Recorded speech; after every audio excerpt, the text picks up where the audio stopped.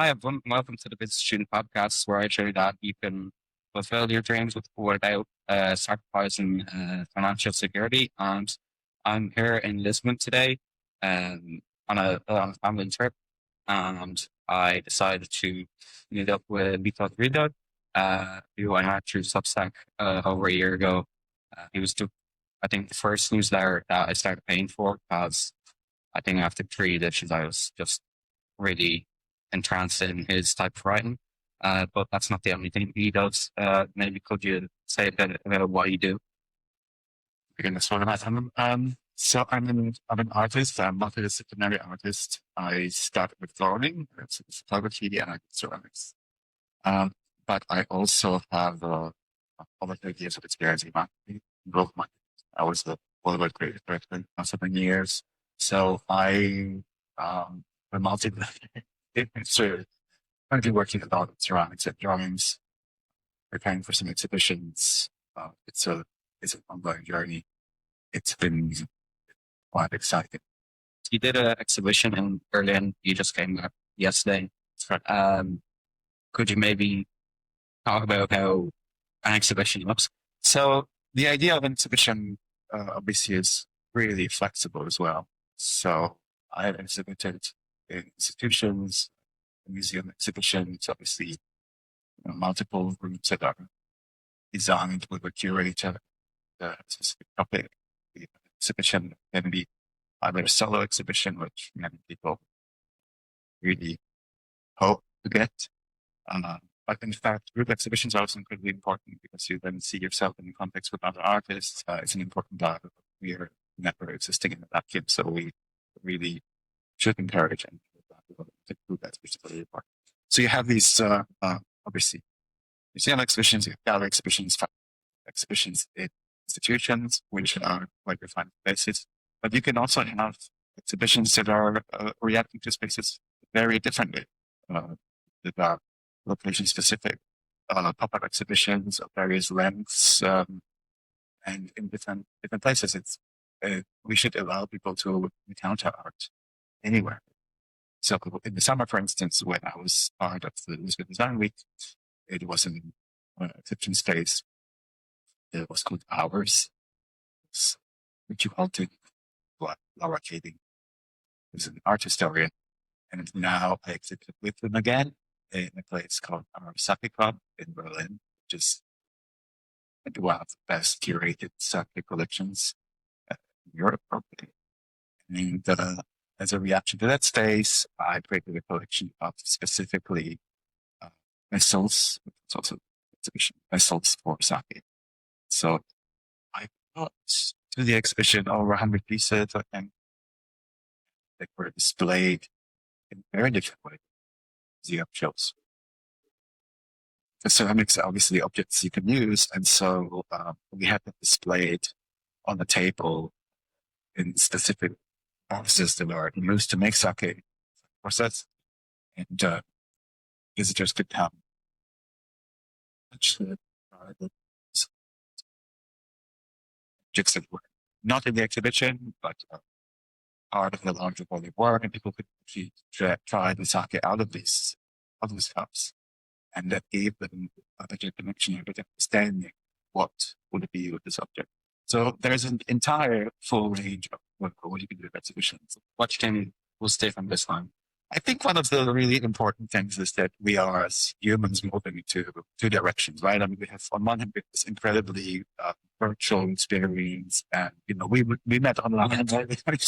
So clearly, portions of the community are somehow working, and that still exists. Social media is probably no longer really social media; it's not quite social. The algorithms are very strong, and on the other hand, you can see that there are places and moments where people really meet in person, where somebody just walks through the door.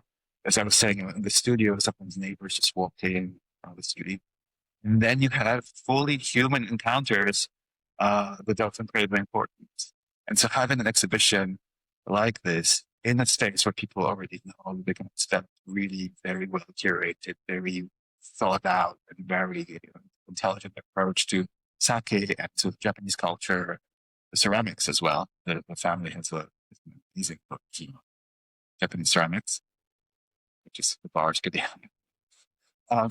So you've encountered the work in that space, so that already really helps you find yourselves in it. And then you encounter the work and you can touch it, you can look at it, you can even taste something out of something similar. It's a completely full encompassing experience. And I think we as humans are moving to this direction. On one hand, we're obviously in this very digital space, which can be very well looked at this really private space. It's incredibly human. I guess are really important. It's funny because Substack tries to be sort of in the middle, but it is a digital space. Yeah, I think recently, or maybe like a year ago, I decided that I'm not as interested in entrepreneurship type of business, like the traditional kind of business that people think of. I think that my entrepreneurial thing is poetry. That's what I'm going to work towards in the long term. If I really try and work on my craft and really work hard on it, I'll get to the point where you rise above that kind of barrier and you can kind of sustain yourself. And I think, yeah, as you said, like people are tired of the virtual stuff. They're just constantly can't stay online, and you're just kind of just tired because you come off of it and it's not good. You don't feel as good most of the time. On Substack, I feel like, oh, I'm learning something. But then if you scroll through TikTok too much, that's quite easy to do. You feel like you must be a very useless path for you. You know, you're losing attention. And I think that's quite important to underline that it is going to be more important to make art. And since you've been making for so long, what changes have you seen, like in yourself, in kind of the way people view art over the years? Well, first of all, I very much agree with you. I think the algorithms have become so sophisticated that it's getting closer to like a drug experience. They are many of the algorithms are obviously designed to keep you on a specific site, to focus you on the scrolling. So you just keep that amount, but you're not really creating, you're not really moving. It's not a full body experience.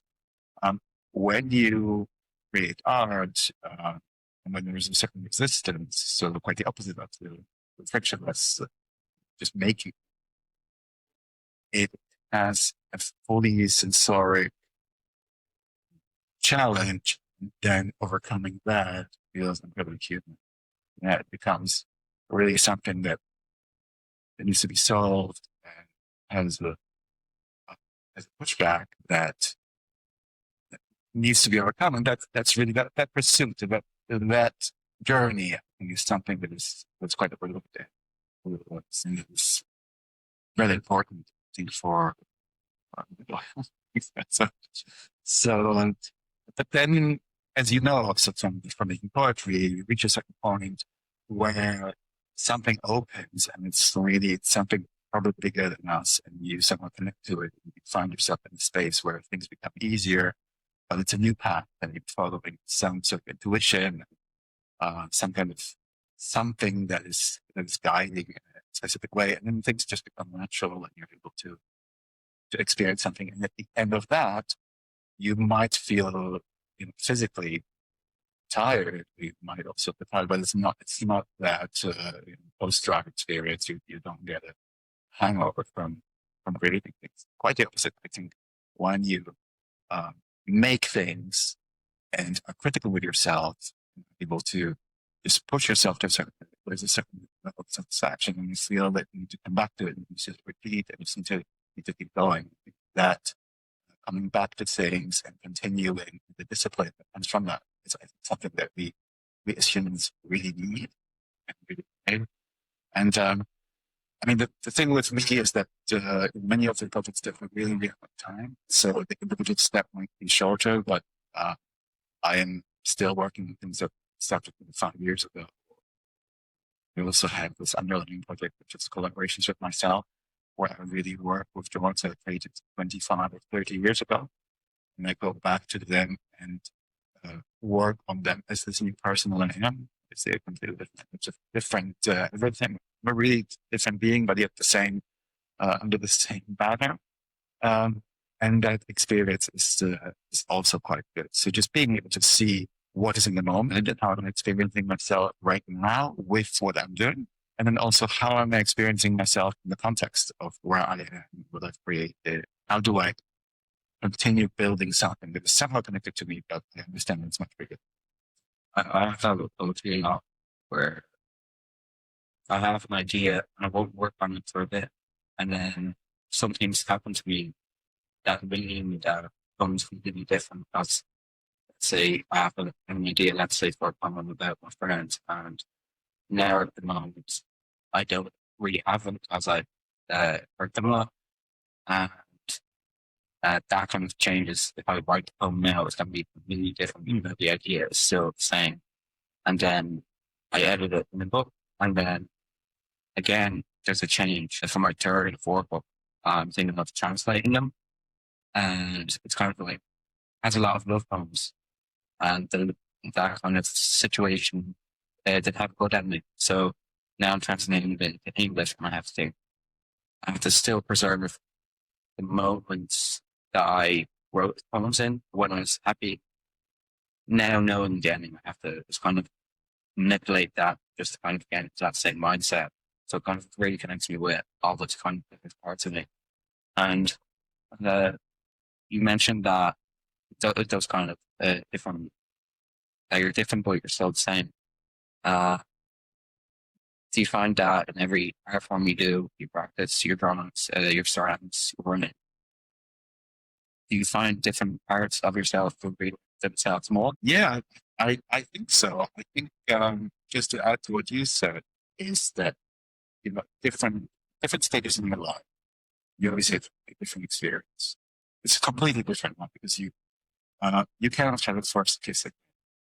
It's not impossible. You cannot enter again for the first time. You cannot fall in love for the first time. But you're a different person. And so, but it doesn't mean that experiencing something for the first time or looking at it and being able to understand it is more or less valuable. I know from writing that when you start writing, often it becomes very, very difficult to write. And you look at other writers and you can see, oh, well, this person is able to create so many different characters and they're just interpreting in such an insane way.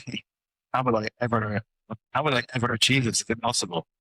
And it really feels that as you go through life and you yourself are sort of like the book that's being written, you realize that this understanding of human joy and pain becomes more clear. You're able to look at someone and you're able to understand that they also went through suffering. You're able to understand their point of view. And so that really, really helps to add complexity to the work. But on the other hand, the reflections of the first experience of the naivety of certain moments is something that you can remember, but it's not going to be as raw.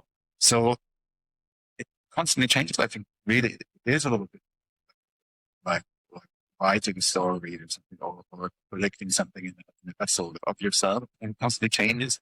And I think everyone is very important. So I think it's really important to start as early as you can and with as much intensity as you can. Just try to push yourself, don't play it. Because you think, oh, I'm not able to write this now, so maybe I should just wait until I know. Because then you really will miss out this entire period where you could have created something, even if it's bad. Right? But at least you would have engaged with the world around you, and you would have been able to create something that you can, then further attract it. So I think at any stage, I think it's really important to just push in and just, I used to start to throw yourself against the universe and just really trying to achieve as much as you can of your authentic self. Because that is probably also the thing that is going to be always closest to you. I think in my experience, when you try to follow others too much, or when you try to copy others too much, too early, you will probably be able to display the surface of people's effort, they will not be able to go under the surface and find the authenticity that they were all able to achieve because of a certain life experience. So I think it's just really, really important to write from within yourself and to try to find a connection with something larger, to a lot of ideas through yourself, not just by trying to like follow people. Well, it's important as well.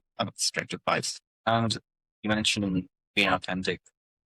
Whenever I read anything of yours, it screams to me, it does not follow the conventional kind of advice that people send. You have to focus on this and this topic. You have to write in a way that is completely clear, frictionless, and kind of the internet kind of writing advice you hear. But I really like reading your writing because it's taking on such a journey that goes from here to here to here. Finding your authentic self from what age or for most of your life, have you kind of known who you are? Well, first of all, thank you for describing how I write it in such a good way. I mean, I really, I do write all over the place, and I find it. I'm fascinated how people just write into the ether saying, "Oh, this is what you should write," and if everybody does it, that's what saying. So what's the point, right? I used to really, really struggle. I found myself in the role of a creative director in an agency. And suddenly I wasn't an art director anymore. I couldn't just hide behind the visuals. I couldn't just create the visual space and then let somebody else write something. I had to also have an understanding of why the writing was in a certain way. I remember I was in the workshop. My creative director took me to a workshop in San Francisco. We did a brainstorm for Levi's. How did I come up with ideas about visual ideas, about verbal ideas? And I think what helped me then is just to say, okay, so writing is just another way of expressing myself.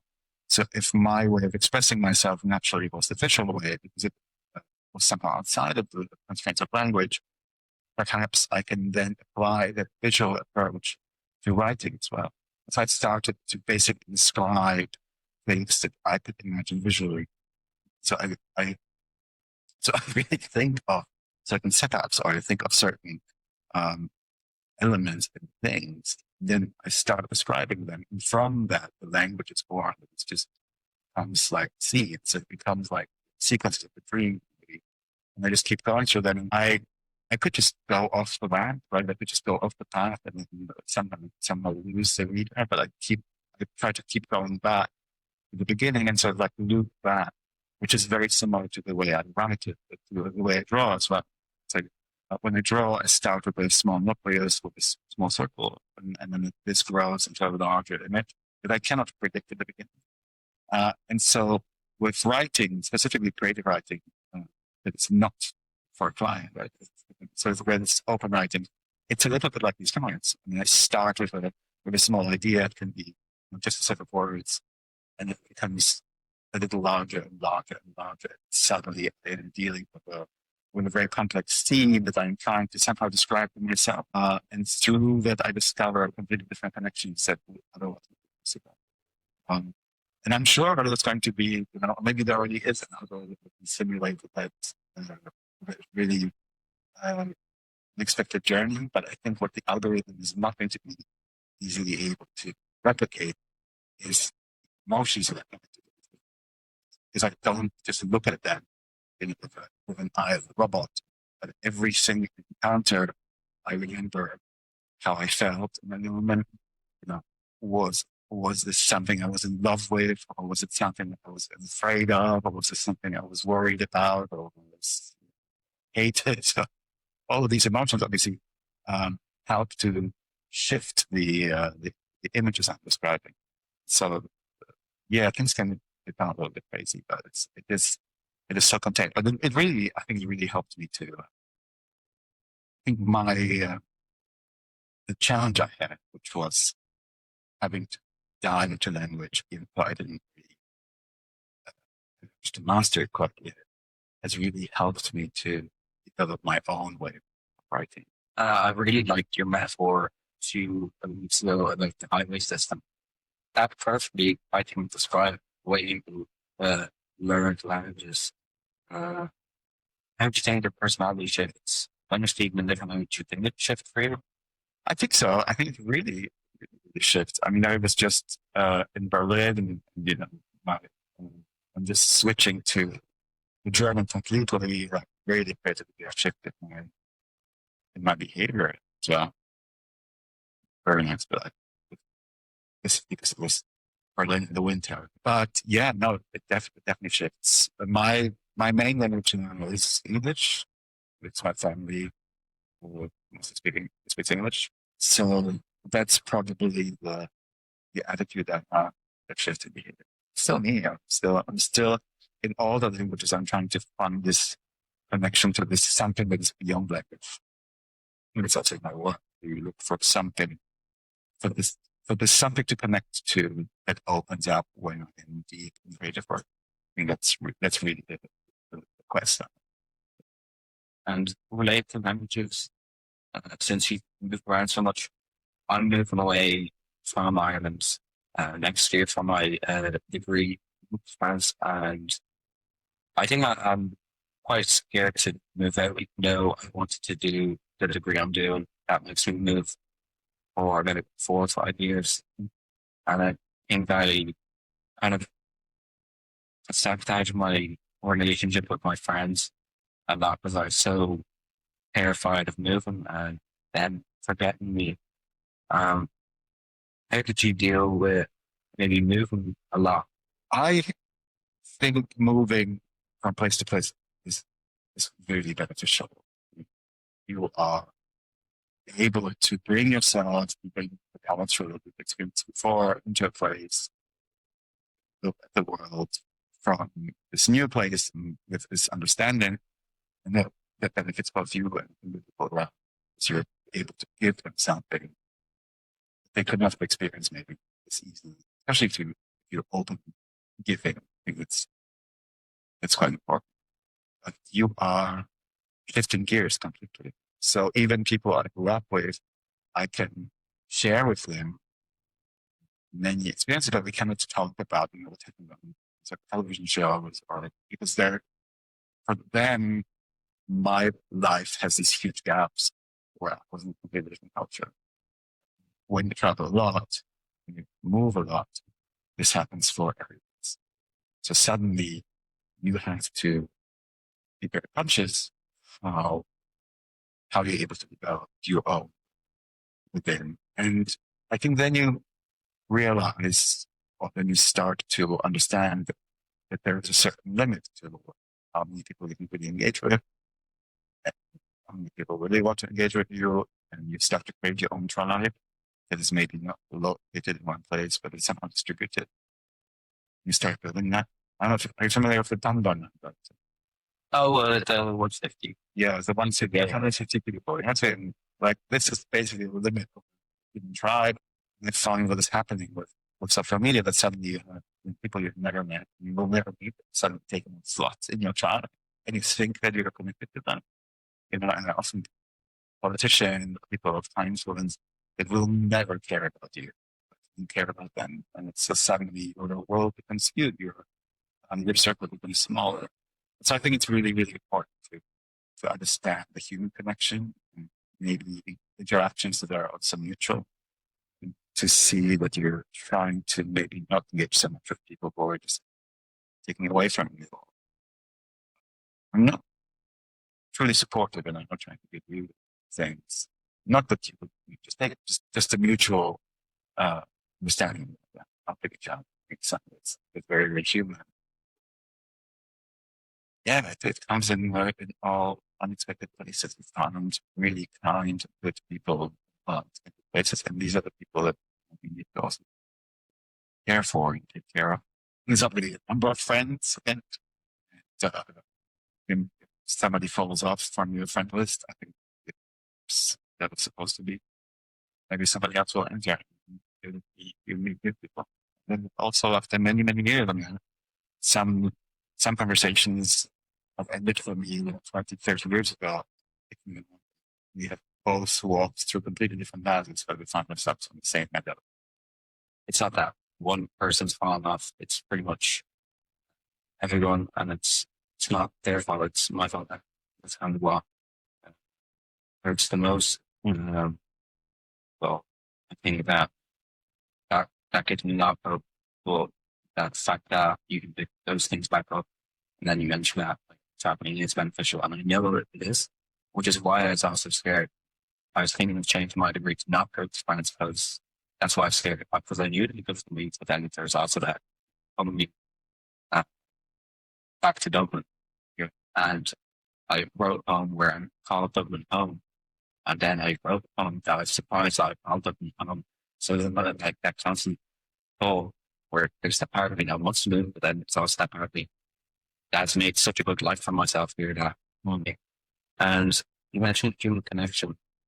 I think you're kind of good at settlement kind of through that way where you're just connecting with people. Are there any other things that you think help you to kind of make art your full content? Well, I think the human connection or just the connection with the world is becoming more focused on the world. We really honoring these carbon life forms with sustaining themselves by taking from the ground, giving back to some really strange ways. And, we need each other. There's absolutely zero chance a single human surviving this planet. And so I think what has happened is that certain systems exploited the idea that we are individuals fighting for each other. I mean, look, as a child, I grew up in Poland, so I understand that in the other extreme, where you just rely on everybody else to, that's challenging, can be very challenging, but it's really done by the way. But being, having the illusion that you are the individual, it's all about you. And, if you just push so many people aside and, then you succeed in some way, it's not really the case. I think that art itself, I think once you start making something, once you really seriously push into something, you very soon discover that you are just opening the horizon. There's more and more to be done. And then, the thing with the algorithms is if you post about it, the algorithm will show you other people come up with a review, and there's lots of them out there. There always will be. But I think there was a lesson that I really knew from New York, because in New York, no matter who you are, there's always been a wall. Okay. In Germany, if you're an artist, there's always the artist. Okay. So, okay, fine. You still have to find yourself. Yes, there's always David Bowie, but then, okay, why? What did you say to be yourself? And that seems like a contradiction with, you're an individual, you're part of the system, but it's really not. I think of each one of us is sort of like an interpretation of the larger universe. Studying itself. There are certain similarities between us, right? We all are born, we all die. In between, we're trying to figure out a way. And it's completely different, but it's yet very similar. So I think making art, trying to push into it is really open. So, I mean, ceramics specifically, as an example, I never thought ceramics. It was just not, first of all. I was in Kyoto, and bowl. It took me a long time to find it. It was small. The other was made for tourists. It felt more precious to me. And then I did this project over 10 years ago. Well, use of my team. I decided that in order to find another way, I had to bring 818 balls of tea from that particular ball. So imagine trying to squeeze yourself through just one simple kitchen. I did that for a year. But I also met people who are aroused, like the culture community. But then the story of a particular bowl emerged while it is the way it is. Then I also found out who made my bowl. First watched some videos about him. I was really impressed with the technique, and reached out to him, and he invited me, and he taught me certain techniques. And then he basically just let me go. And then still working on that, working with the knowledge I had. Very integral part of practice. For some people, ceramics first, but really it started with drawing and started with, in this case, it was a tiny performance art that happened just for me privately, like a little ritual that has opened this entire universe. What parts of the are for somebody else did you prefer of working for somebody else as a creative director? Well, when you reach a certain level, which I certainly have in my work, you suddenly have reached an understanding of certain aspects of a specific industry or a specific approach with a certain audience. It's very valuable. So, my advice comes with a lot of experience, global experience as well. It was one of very, very few people who do it, and I think it's still the case. And once you reach that level, then you're dealing with what's harder problems. You're dealing with big ideas. Suddenly it's like, how do we take a company that's on the brink of being banned from a country? How do you make them into something, first of all, from the outside maybe, but then also internally, it's something that becomes incredibly valuable for the specific country. And that becomes a hero in the redevelopment of a region, or help somebody who is a very important person to create a legacy, whether they love it or not. But you are really dealing with like a large challenges. And solving those, I think, is obviously really, really exciting. And then once you're able to reach that on a global level, for me, maybe global level is shorthand, because when you started working on this cycle of advertising, I always understood, perhaps from my journey as well, that the world doesn't have one center. There is no monopoly on creativity in specific places. Even so, it obviously can be solved this way, and it's very easily marketable that way.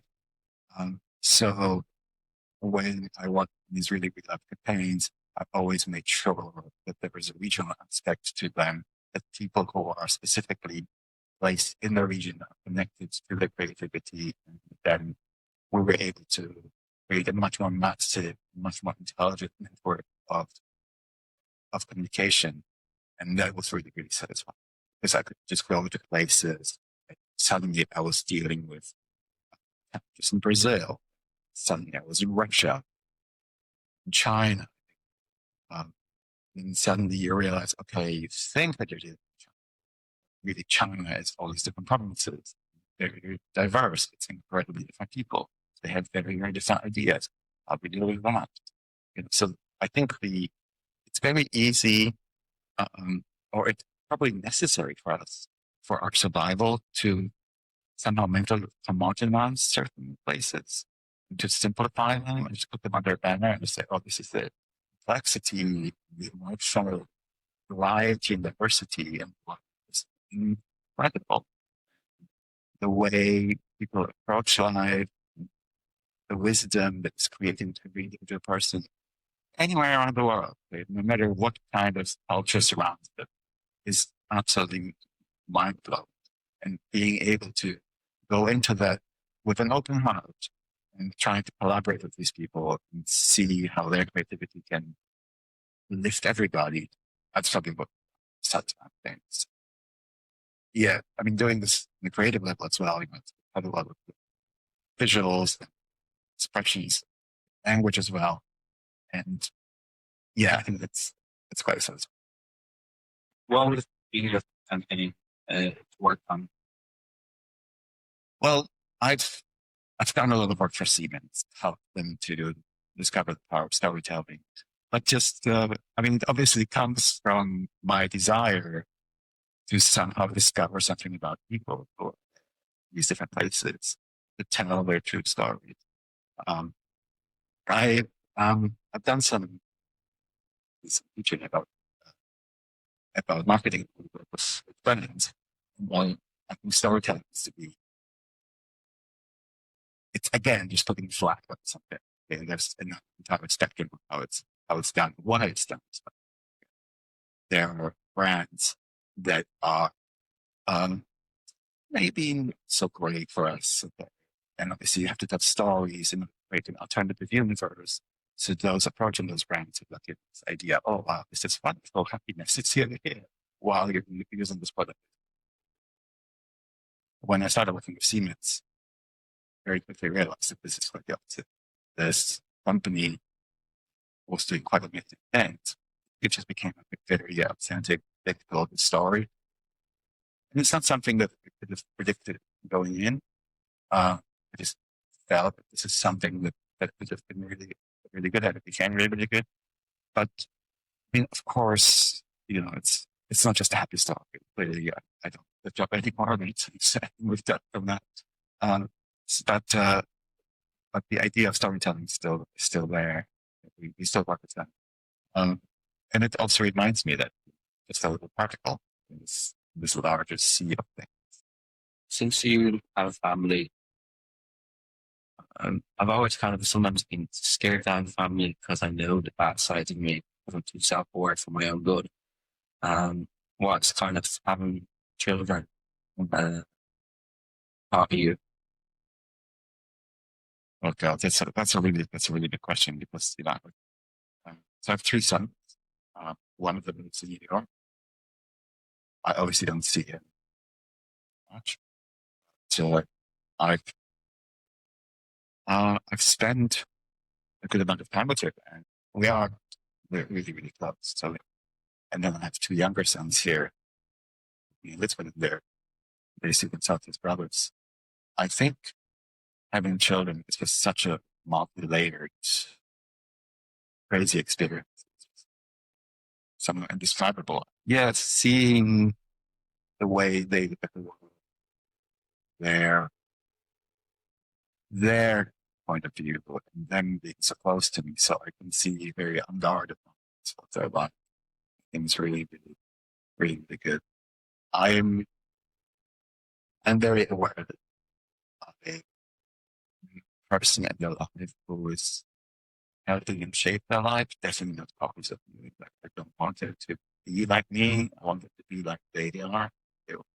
I want to help them find themselves in the best possible way. I looked at them as my children, obviously, but for them, there is just a small percentage of what kind of influence I can take. And obviously, it's quite radical in some ways, but the ways it really is their journey. Know that there will be years where they will really very much dislike me. But there will be years where they will start to understand me, will understand what's caused by my suffering, what's caused by my inability to understand behaviors, and all of this. I think it's going to help them to see themselves as part of this longer object people. My father, as a child, it's with me as well because he never met his father like we did. And so that kind of generation trauma is still hitting the children. Because that still was a big influence. These boys are growing up, how they look at the past. And I think generational trauma, generational growth or transformation is something that's very real. So I think there is a certain change in how I feel. But I do see myself as a person in this change event. Do you think they see your art because even though it's not the entirety of who you are, they might see it as the kind of a symbol of you? I think the art is really happy. I don't know if you know about Picasso's dad, incredibly unsuccessful artist. Just totally did really do a good job as far as sales go. Picasso, basically. So, who do you talk with? It's up to the founder. It was up to this young kid who didn't even take his name, but his name was released. And Picasso was his mother's, so he clearly rejected his father's failure. My dad made the first drawing for me. So yeah, I mean, they're totally involved in some of the glazing of the object. I give them certainly that. So I think that aspect of creativity, allowing for creativity to be a real major part of your life. Do you sometimes get worried or scared that once we look on, let's say, 100 years time, your work would be misunderstood and in not the specific way you want it. As in, once you hand over a piece of work, it's not yours anymore. If you ever wonder about how you'll be seen in however many years' time. I mean, there's only so much I can influence, right? I mean, I just, I, in many ways, feel that the work is not really my work. It's work that runs through me. And so, these objects, no matter what complexity they have, they want to be created. So yeah, maybe these objects are going to be misunderstood. Maybe it's going to be a problem. They're just unhappy at it. But yeah, my name is going to be attached to them. I think, even the art or the objects are not really great. If you manage to create certain presence and to sincerely to be something that comes through you, I think humans will see value in it. I think there is obviously the question, how much do you lead into the context of things? So I don't know. I mean, if that's misunderstood hundreds of years from now, people just think that this was rubbish, that only synthetic things are really important, then I feel sorry for this. But I think that the trend is going somewhere else. I think we're starting to understand that. I really like the synthetic kind of, let's say, AI. Sometimes not that it's central to the symphony of light people. I really like the piece he did on Gotland. It's just like fascinating that, let's say, this series of events led to this. If you kind of speak on how that solution came to be. So the Gotland series, it started obviously on the island of Gotland, which is a Swedish island, in 2011. I had to do different plays, but in March on it wasn't really. There was a lot of breaking in me, and at that time, I was taking many, many pictures. One of the ways how I was trying to balance the commercial creativity was by taking many, many pictures. So I was with a camera all the time, and I took hundreds and hundreds of pictures a day. Anything in the picture. And so I did that in Gotland as well. But when I looked at the pictures, they obviously had the visual representation was there. So it's houses and cows and flowers and stuff. So, okay. These are pictures of the cows and a swing. So it took 10 years really until I looking for some ways to somewhat understand myself in these. Though I found an algorithm that allowed me to amalgamate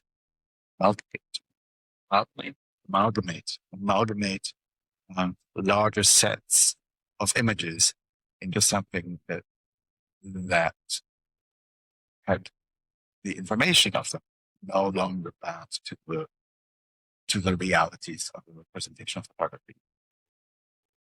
Record surfaces, right? And so I started running these sets of images as I understood them, how I felt about specific things in this algorithm. It's not the camera, so this is how it felt to me. Something that I was able to create this body of work, which came through a specific chapter. Still see them as photography. I think it was really, there's another thing that was quite important to not see them as digital images, because, photography and the entire process that I followed through is very much a photographic process.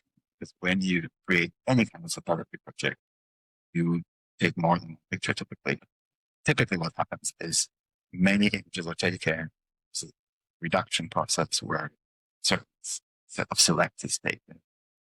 What happened for me is I did it once. So I took many images, created a selection, wasn't quite a good selection, and used it algorithm to create this new layer, move layers, and then from that I constructed the work. That was that felt really, really interesting to me. The first displayed at work, then once at school garden in London. This is difficult to understand for people I won't really have there. And then a few years later, Christian Kaufmann, the curator of Häuserstandsstiftung in Frankfurt, really loved the photography and understood it also as photography. So it's really funny that a lot of the photography, documentary photography, which was part of my commercial work, wasn't very important. I don't think the work would easily translate into their commercial use. But for this particular project, it felt ideal. What kind of that reveal about Dennis people do you think? I think, I mean, not all art. Certain art is a bit like a mirror to who you are. So basically, I mean, many people see you can see my cups and think, oh, this is a cup. And then others start understanding this is more than that. So there are many saw these abstract pictures. They look more like painting, more like in photographs. And to some people, it's like that. But you obviously will always have people who think photography has to actually show the cow. Okay. And so if we don't see the cow, they usually say, okay, this is not really a proper photograph. I think they all have different ways of looking at work. Also different stages of our life. I think that's another important aspect that you need to expose yourself to as much art as possible, because the next time you see it, you'll be a different person going to museums. Try to expose yourself to this thinking. And I'm not saying that this is, like somebody misses the cow, that this is something that is wrong. It's just that's how some people view it, or how they see the world. And it's not really my job to turn them into somebody else. It's like with communication, I could think about storytelling. So I'm offering a possible path. And then on that path, I'm trying to discover myself. So I'm creating sort of like a marker or a space that people can relate to. They can either push against it, they can decide, or they can follow me in a certain way, or they can try to take whatever I've create something completely different from it. Because, I mean, quite frankly, I learn how to do certain things, and then I learn things constantly from the environment. But, It's like I think it's a phrase with the Newton's law, where energy is just reconverted into something else. exactly. Yeah, and I've really struggled to with my poetry. It's the style is friction. There's friction in it, and it's when somebody scrolls through TikTok, they see my poem. It's not you're not instantly gonna get it. I think my family especially has described that as you have to read it a few times to understand it. And I probably never have a big enough following as the other people create poetry on TikTok. And there's that part of me where I view other people's poetry and it's good, but it's not my style specifically. But it still speaks to me, but it's not something I would write myself because it doesn't express how I see the world. So I'm trying to have to remember that I don't have to change people. I just have to find people that view the world a similar enough way that the outside that, oh, this is getting something. And I think reading your work, that's kind of gotten me into that space that there are those people that like it's not completely simple such that everyone can understand it. It's not mass consumerism. In a way, Andy Warhol is kind of like that. Well, I think not completely, but as in he was getting at the fact that consumerism, like the way people treat modern art. I think that was the thing that he tried to get at. Is there any aspects of creating art, maybe any of the admin stuff that you might do? Is there anything that you would change, that you'd fast forward in your practice? I mean, obviously, I need more people who understand me, so passionate about the work. So there's more support, basically. Unfortunately, if you do this for a living, it's not going to be long. I mean, not everybody can buy the art, understand it, but if there is an artist, it's not just me. Okay, there is an artist out there that you would like to support. support them in a way that's meaningful. Another person, another poet I follow is Jason Bard. I did a conversation with him beforehand, like about 3 weeks ago. And he always finishes his newsletter with being weird once in the world. During the conversation, a phrase I really liked that he used was like on your earth and different wrappers, different packaging thing of what that is. And that was really good advice for me. Was that now I'm thinking, okay, how do I change my poetry into something that is more intentional? Because if I rely on the people that watch it on Instagram, on TikTok, they won't be as intentional with their consumption. That also just kind of puts me in the mindset of, oh, the consumer is dumb, they're not. No, that has just kind of, if I treat them as smart people, which they are, then they'll actually understand what I'm trying to do. So I don't try to change my art to be more consumable. The last time I did that, trying to write in English poetry on Instagram, that made me despise what I script in quotes on Instagram because I thought, okay, this is more consumable, more people view this, and they did. And then I had like a big viral post, I think, heard of 1 million of people saw it. I was like, okay, now I did well, but I don't like what I'm writing. Yeah. So that's good advice. And would you have any advice for people that want to pursue art? Maybe not today or tomorrow as in having a full-time job, but somebody that wants to work on it slowly, because I know a lot of people in my university, in my degree, I can sense that maybe there's something they want to pursue, but maybe they're taking the route that is prescribed by society and it's the more acceptable kind of thing to pursue. I think it's really important if you feel that there is a need for art in you. There are two things you need to do. One is you need to make, and the other thing is support the arts. So look at other artists that you like. Try to support them. And some of them are never going to respond for whatever reason. And some of them will. Some of them are going to maybe the people that you always want to agree with. And you don't have to share. It's the process of really struggling through it, the process of the friction. I personally think it's quite good. Some of the things, so you can then see if you evolve or devolve, essentially. The other is really to support others. You see how it can possibly find those people that you think are worth supporting. Since I'm on it, I can really tell what the opinions of people are.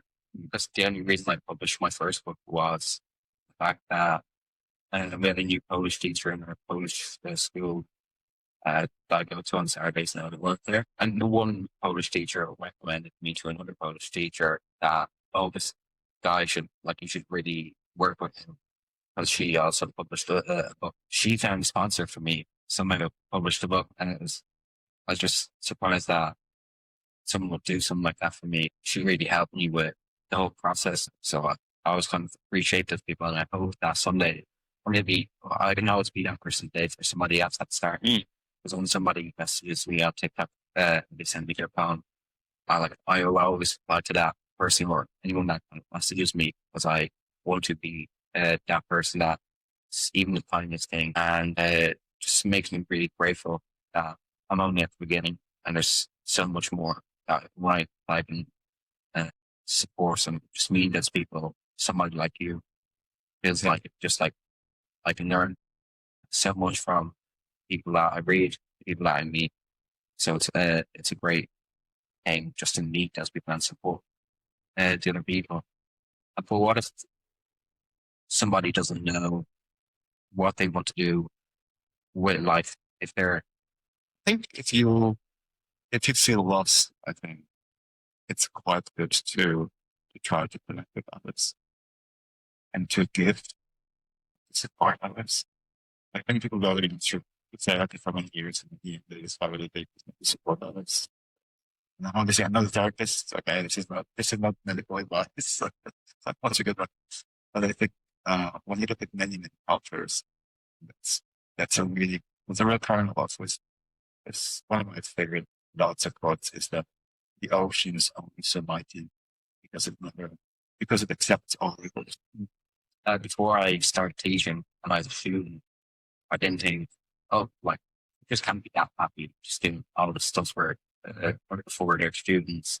And I started that, and it's like, oh, wow, the joy you get from seeing somebody believe in themselves more because you told them. The girls that are in my entrepreneurship club, I just give them a free reign, like make their own decisions. They'll come to me for advice, but I'll tell them at the end of the day, you have to make your own decision. And just seeing them kind of get just outside of their comfort zone and just learn something new, and then believe in themselves that, oh, we can sell these handmade goods we've made. It's like, wow, just the joy I get. Or a week ago, we were coming back from Poland. I was me and my club and then the journalism club. The teacher that said journalism club was the one that helped me publish the book, and she's just great at organizing stuff. But we went to like the Polstats, went to the Senate, we went to like the main radio station, Witold Riedel, and just seeing like the kids just fascinated by stuff they're doing. Because sometimes, well, all the generations say to young people is that they're just like uninterested or they don't really want to work hard. And I see that it's like, yeah, they do want to work hard, and it's not me pushing them to do stuff. It's them having their own initiative to just do those things. So it's just absolutely great. Just spawn on what you said. And then the one last question, we had a tradition on the show where previous guests, I asked them for a problem they're feeling for the next guest, so they don't know who they're leaving it for. So the previous guest was Jason, and he asked, so he's trying to figure out how to get more people to his newsletter, because once people find this newsletter, they really enjoy the stuff he's making, and they like pay for his stuff, but he's just trying to figure out how to get more people to that. I think you'd have some definitely good advice on that. You would think, I think you need to find more, to find more people to find more people. There is a certain, I mean, the question is like how quickly does it run? And you saw it also from what you were describing. If you're trying to million followers quickly, it's satisfying. I guess it takes more than years to get over success. I think it does, yeah. And where can the people find you mostly? So I have a website which is named after me. So it's Witold Riedel. There is also a shop. So if you want to just buy one of my works, please go to the shop.